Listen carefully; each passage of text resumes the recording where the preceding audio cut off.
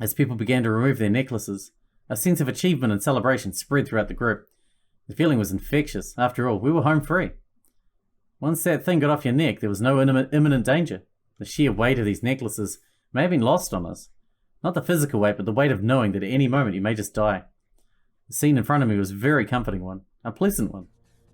But one I couldn't indulge in because I remembered I'd already made other arrangements. Please don't do it. And I didn't want to keep a certain someone waiting. Before someone could notice, I slipped away from the group. I made my way to the entrance of the school, or rather the exit. I grabbed the doorknob and pulled. I expected it would be locked, however, to my surprise, I was able to open the door quite easily. I suppose the collars on our neck were the real deterrent to leaving the building. As I walked outside, I could once again feel the sun on my skin. I could breathe fresh air. I was free. I could run straight back home. That's what I'd normally be thinking. Come on, no one's died. Everybody's fine. However, none of these thoughts crossed my mind. Instead, I had one single goal in mind. Now, where did Brian say he was? I looked around and soon enough, I saw the small building by the football field he was referring to. I strode toward it confidently. There was some part of me, some bit in the back of my mind, which questioned why I felt so sure this was a good idea. But that part wasn't louder than the part driving me forwards to punch that brat in the face. As I gripped the doorknob, I felt confident. So I began to open the door. However, as I pulled, I felt some weird resistance. Huh? My eyes darted downwards. Was that a wire in the door crack? However, right as I noticed that detail, I felt a deep shock to my back. Before I could open the door more than a crack, I collapsed to the ground. What was this? As my vision began to fade, I looked up, trying to see who my attacker was. I expected to see Brian smirking, gloating that he'd lured me into his trap, but instead I found myself staring at an entirely separate face. An unexpected face. What are you doing here? That's all I could get out before passing out. What the hell do you mean I'm on hiatus? Look, I'm perfectly fine to continue working. It's already been well over a week since the incident, and in case you didn't know, I wasn't even injured or anything. I'm sure this is just you trying to be considerate, but believe me, getting back to work would put my mind at ease more than anything at this point. I've already rested just fine, thank you. What do you mean I've been compromised with personal bias? Prosecutors have always had personal biases. Everyone has personal biases. It doesn't mean I can't do my damn job. Therapy? Okay, I think you're not being objective right now. I get it. I'll take a break. We'll talk later. Thank you. You're really too kind. I still have some time, yeah? Great. Awesome. How about we do some questions? Anyone got anything they want to ask me? Yes, you in the back in the red cardigan. How do I feel towards Brian when all's said and done? That's a real tough one, isn't it? To be clear, I'm just going to be talking from my own perspective on all of this. On the one hand, I think the little pipsqueak was pretty weak. I mean, I get being angry about injustice. But killing himself in that explosion when all was said and done? That's a coward's way out. If you had the conviction to set everything else up, have the conviction to see things through. That's just my opinion on him. My feelings toward him? A bit of pity, I guess. Seems like he's been dealt a rough hand. To be honest, I kind of feel a bit thankful that he let me go through such a crazy experience. I'm sensing some of you are turning against me now. Am I supposed to be angry at him or something? Other than him, it's not like anybody got injured. Yes, I'm aware that the people who are still missing. Geez, did you hear Bowen at that press conference earlier today? That was real brutal. I'm telling you, it's a sorry thing. Just because a nutjob believes something with a ton of conviction doesn't make that belief at the least bit justified. And yet, since the incident, there's been a number of people questioning if Brian could have been right. I mean, how do you get off honouring a complete psycho as well? Anyway, Bowen was certainly prepared for that whole mess. After dropping all that evidence, any disruptive rumours are sure to wash away. But, between you and me, wasn't some of that evidence, not exactly... Hey, of course, I'm not questioning Bowen at all. Aaron Morris is clearly guilty. The chief is just making that abundantly clear in a way that he saw fit. You're right, there's nothing to look into there. Anyway, it looks like he wants to completely bury the case. I know he always kept an eye on that thing, wondering if new leads might show up. Not because he expected any, but just because it was, his brother who died and all.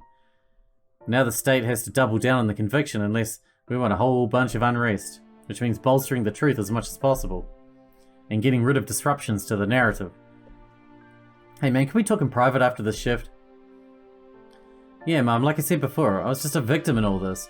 I didn't have any involvement or anything. No, I don't know why I was targeted then. I think it's related to what happened with my previous boss, Amadeus. You're right, Mum, Amadeus was very sweet. It's a shame what happened to him, and it's a shame that Aaron's selfishness led his son also falling into... You're right, Brian doesn't have any excuse. He's a really bad kid.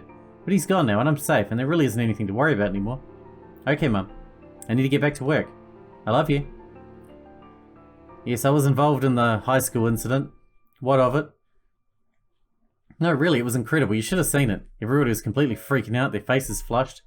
I swear, there were moments of completely collapsing into anarchy, brandishing weapons and killing each other in a frenzy. They were already scheming about how they would be the one to survive this horrid game. However, I wasn't going to accept any victims, not on my watch. All my brain particles were spent analysing the situation. Well, all one of them. Searching for a way to save the poor victims consigned with the rogue personality. It seemed like an impossible task, but of course, it was meant to be. But then, in a flash of inspiration, I realised it. If we could combine two of the major trinkets that we'd already found, we'd be able to ensure that everyone could get out alive. The moment I pointed out that loophole, everyone just broke into applause. Really had to be there. It was like I was really in one of my past movies. Oh, and speaking of movies, I already licensed the right to this story, so look out for my next flick. Be sure to be a smash hit. Yes, I'm aware that I was responsible for counselling the accused. Why am I calling him the accused? The state has yet to officially make the case against him. Formally it may be, I prefer the mantra innocent till proven guilty. At any rate, this whole incident naturally falls, to some extent, on me for not being able to give him the counselling required. I am willing to face repercussions for my hand if not preventing this tragedy. However, I'd like to make my position clear. Brian was an incredibly disturbed individual. True, trauma accounts for some of it, but only some of it. There was a much deeper darkness in him. I recommend increased help to his mother several times, but it was always ignored. For some reason, she seemed to believe these gestures of mine were made in pursuit of financial gain instead of concern for the boy. And I noted to her that he had begun to skip our sessions. I do not wish to lay any more suffering on her doorstep at this time. She has already been overwrought with grief. However, I think that some of the responsibility falls on Brian's actual guardian. Still, I failed to do my job and people got hurt. I will take responsibility. No, it's insane. I've never been blowing up to this extent.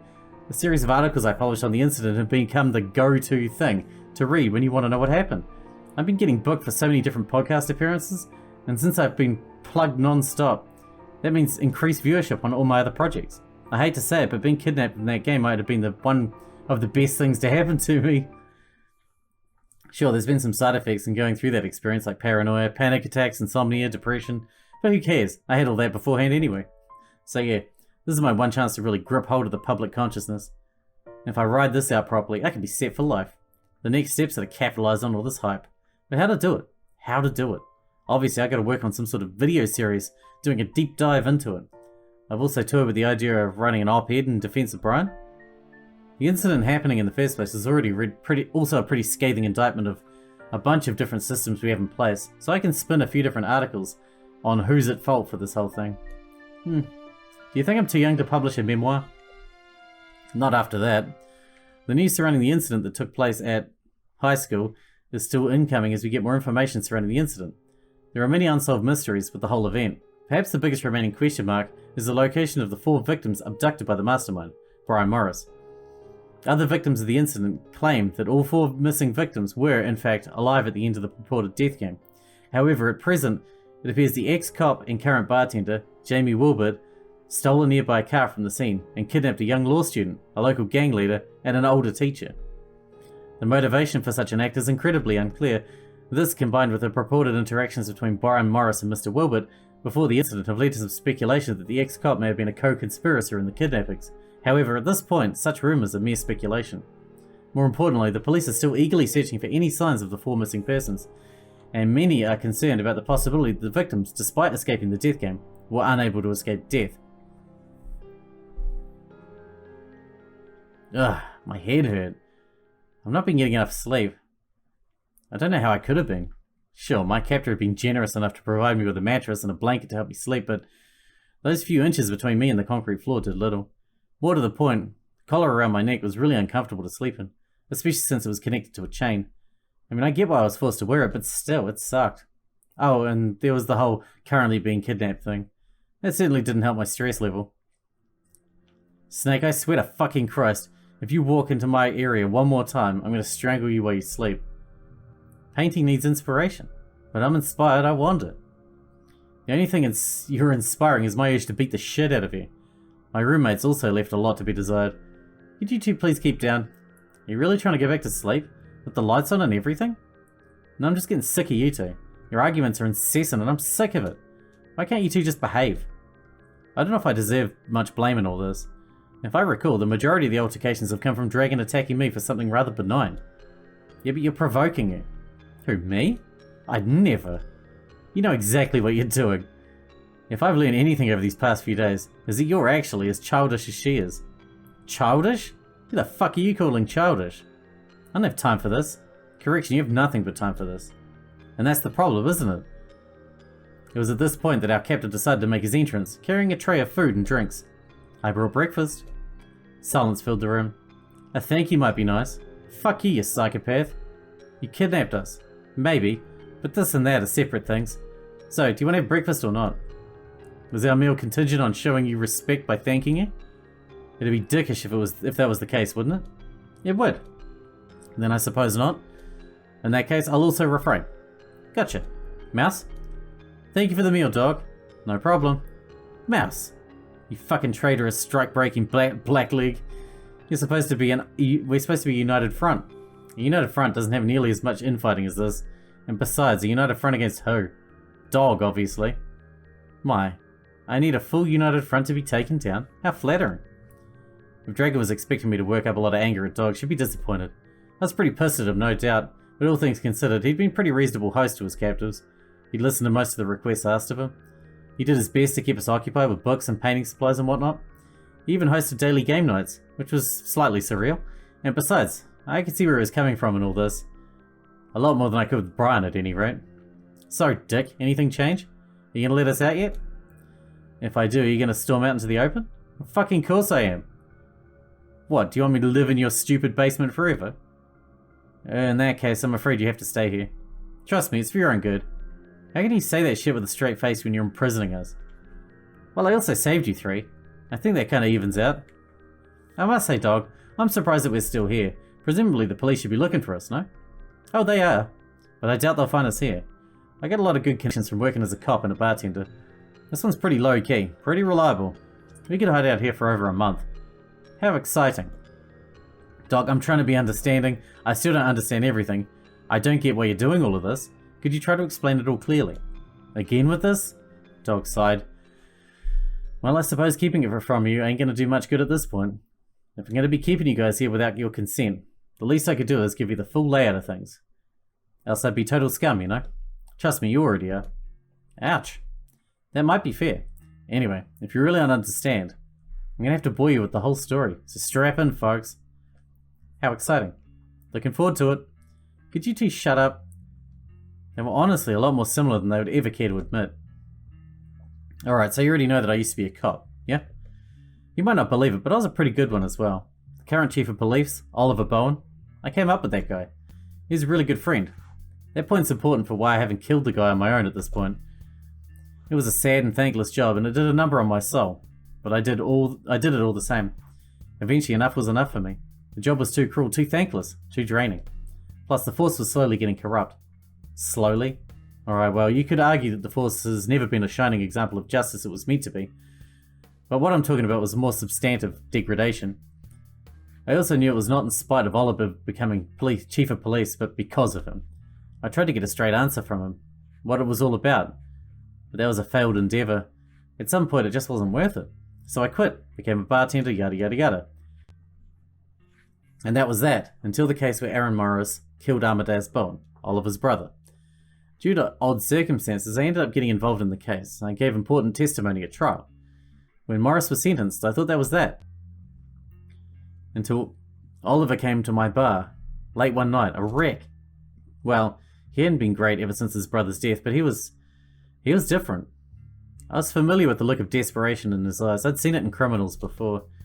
After a bit of pressing and a number of drinks, he finally spilled. I honestly couldn't tell you why he told me the truth that night. Enough stress had piled up on him. He had no one to talk to about it. I guess he just needed to confess. Whatever the case, he told me that he was actually up with the Force. Apparently his brother Amadeus, the jackass, had been filling his head with a bunch of stupid ideas. about how he'd have better control of the police and ergo the city if he got dirt on his subordinates. So that's what Oliver did. He intentionally created situations where he could get blackmail material on the people he employed, and he filled a whole file full of the stuff. Pretty scummy shit. But not as scummy as what his brother then did to him. Amadeus got Oliver on tape confessing to the little blackmailing scheme, thus creating blackmail leverage over him. Imagine being screwed over by your own brother. It's going to make Thanksgiving awkward. Using the leverage, Amadeus got Oliver to hand over the material he'd already collected on his subordinates. So at this point, Amadeus had his thumb over the entire force. But turns out, this is far from all he had control over. See, this little blackmail idea from Amadeus wasn't just a spur of the moment thing. Amadeus had been creating his own little folder for quite some time. Being the CEO of an entertainment company, he had plenty of time to meet with big names, powerful people. Slowly and methodically, Amadeus had been dragging more and more people into his web. I don't know the specifics of how he did, but suffice to say, Amadeus was doing some real sketchy shit. But it had been working for him. At this point, he pretty much had the whole city of Hightower under his influence in some way or another. He was in complete control, and then he ended up dying. That's karma for you, I suppose. When Oliver told me all this, I didn't know what to say. Mostly I just wanted to punch him, but that wasn't going to be effective as accomplishing anything, so instead I asked him something. By Oliver's description, Amadeus was pretty much the actual devil. So why was he so bothered about his death? Instead of answering my question, he took out a knife. A golden, intricate knife. Is that... Yes, it's the knife I showed you the other day. As fate would have it, Oliver would end up leaving the knife with me by the end of the night as a gift. But originally Oliver was gifted that knife by his late father. Oliver's dad was a craftsman, and at some point he had gifted 2 identical knives to his 2 sons, Amadeus and Oliver. Oliver never thought much of it, but Amadeus loved it. Supposedly, Amadeus had always been a lot closer with his father than Oliver. The funny thing about these knives is that they're outfitted with a small little hidey hole.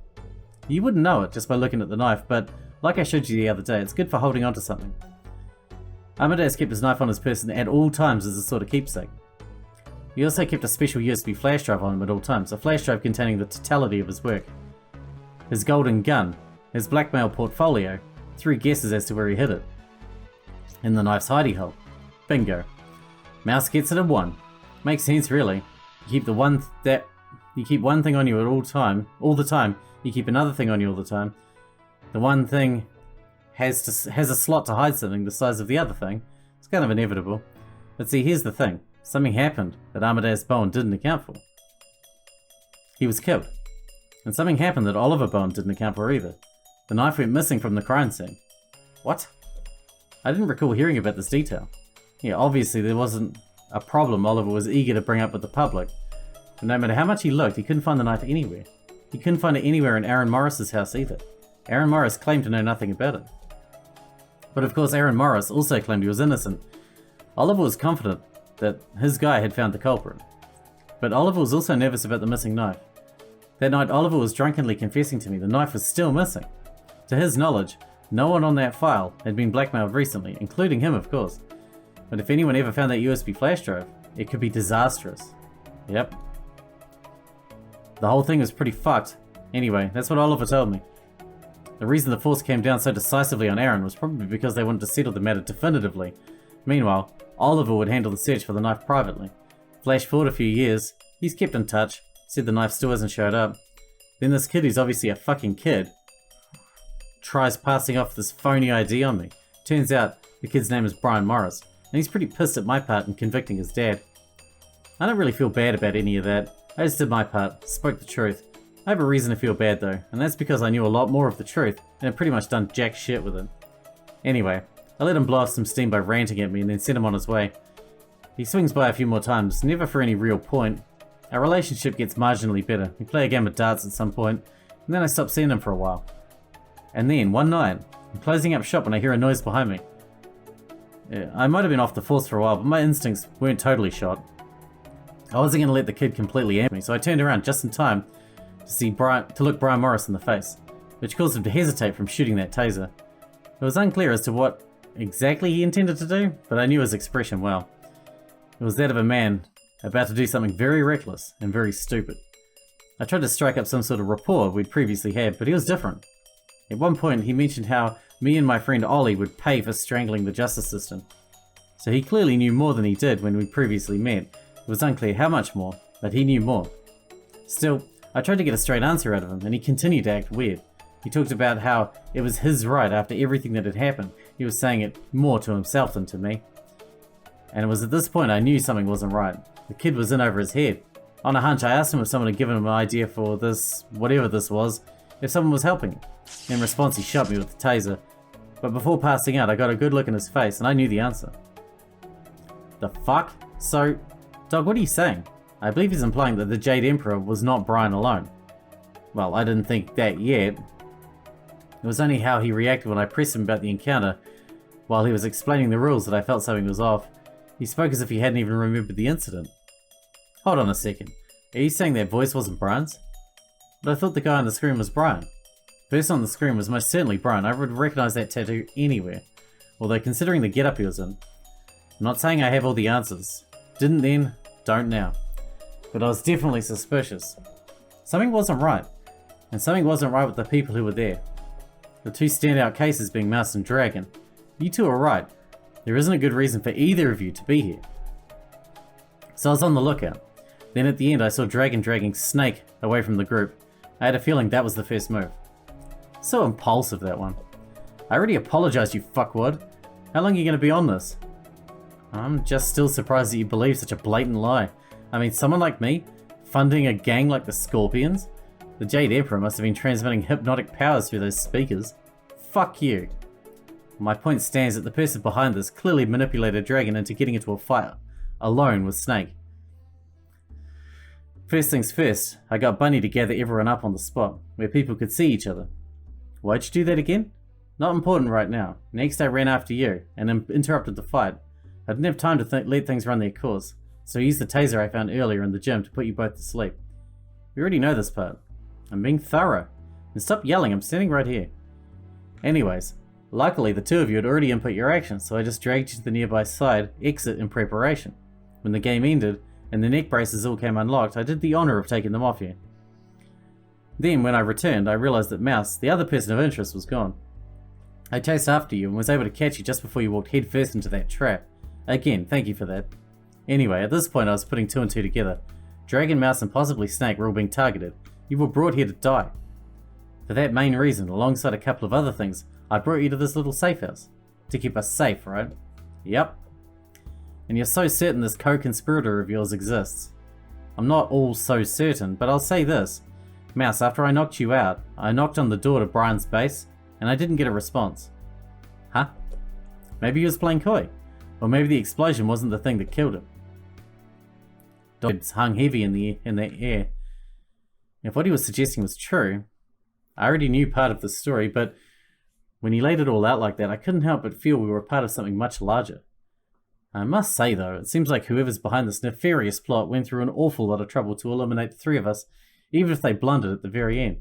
For what purpose would they be so incensed to kill us? I have to imagine it's related to the murder of Amadeus Bowen. I mean, I don't know why exactly, but that seems to be the only real connection between the three of us, right? Seems to be. I'm less concerned as to why they're trying to kill you three. It's more about the murders you don't commit. Like Jazz, or Mahjong for that matter, but I digress. Anyway, why not just execute the whole lot of us? Seems like the way you went about it was rather inefficient. I thought carefully. I knew the case very well, at least in the abstract. After all, my dad had obsessed a lot over it. He truly believed that Aaron Morris was innocent. I never actually thought he was right, well, with all the evidence, but with everything Dog had said, I began to reconsider. Was there something more to this than we missed? So long as Aaron Morris was the only person who could have stolen the MasterCard from Amadeus Bowen's wallet, I suppose it's pointless to worry about such things. I wonder, is that really the case? You're wondering that? Were you the one that gave the testimony to that effect? I did. Like I said then, Amadeus dropped his wallet on the floor and at some point, the two left and Aaron came back in to get it for him. Aaron could have taken the MasterCard then, however, at one point before he dropped his wallet, Amadeus went to the bathroom. He was pretty sloshed at the time. Perhaps someone swiped it from him then. Really? Why wasn't this a bigger deal? Well, he still had his wallet on him when he left the restroom. The prosecutor argued that while it's possible that in his inebriated state, Amadeus might have been stolen from, however, it was unreasonable to think that a pickpocket could have taken the wallet, looked through it, taken the MasterCard specifically, and then put the wallet back in Amadeus' pocket without him noticing. Especially considering he just took a piss at a urinal. When you put it that way, it does seem difficult. As you probably know, after going to the bar, Aaron took Amadeus back to their workplace and Amadeus slept in his personal office. The security tapes may have been messed with, but that one only extends to the actual day of the murder, so no one came in and stole from him when he was sleeping. Right. Yeah, I don't know much about it, but it seems like Aaron definitely fucking killed Amadeus. And honestly, good for him. Dragon. She actually has a point. Oh? As detestable as violence is as a rule, there are certain situations where they may be morally permissible, depending on what extent Amadeus' crimes Aaron was aware of. Specifically, if he knew how compromised the police state was, it's reasonable to conclude that murder was the only affordable option. I do not wish to condone murder, however, I find it hard to imagine the punishment matched the crime, as it were. Snake was right. From what Dog had told me, Amadeus was a monster, someone who needed to be slayed. You could have sympathy towards the person who killed him, however, someone that atrocious surely attracted powerful enemies. If you viewed the case not as a disgruntled employee lashing out as an abusing boss, but the assassination of a person who was tantamount to a crime boss, there was suddenly a whole new lens to look at the case through. Far more care, intent, and planning could be pinned to the killer. And there were certainly unresolved mysteries in the case. I think something's wrong with the case. What, you think this Aaron dude's innocent? I don't know, I just know something's wrong. For my own sake, I want to try laying things out about the case. Is that okay? Shoot. It's not as if we have much better to do.